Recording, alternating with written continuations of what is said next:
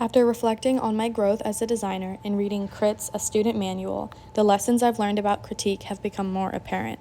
I put together 6 lessons that will be helpful for upcoming design students to get the most out of critiques. First, and most importantly, separate yourself from the work. I used to get emotionally connected to my designs, and when I received critique, it would feel personal.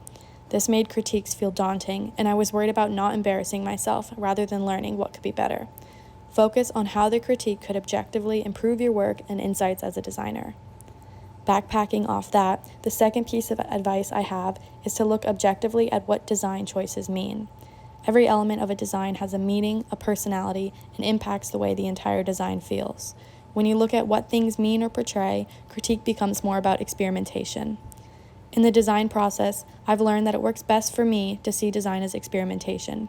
Think to yourself, what if I tried this? How would it change the overall meaning of the design? The third piece of advice I have is to trust that with every critique, you will get more comfortable and more confident. It was uncomfortable and nerve-wracking for me at first, but now I can go in with an open mind and feel excited to find new ways to improve. Getting feedback from other creatives helps expand your mindset and views on design. Take advantage of being around other designers who might see things differently than you. They can teach you something. The fourth piece of advice I have is to compare your work to only your own. Don't feel like you are in competition with anyone other than yourself. When you compare your work and skill level to those around you, it can affect your confidence and quality of work in the long run. Focus on improving your skills with each design and measure your success based on improvements. The fifth piece of advice I have is that critique and collaboration is just a part of the design process. Getting comfortable with critique now will be helpful when you are working professionally in the future.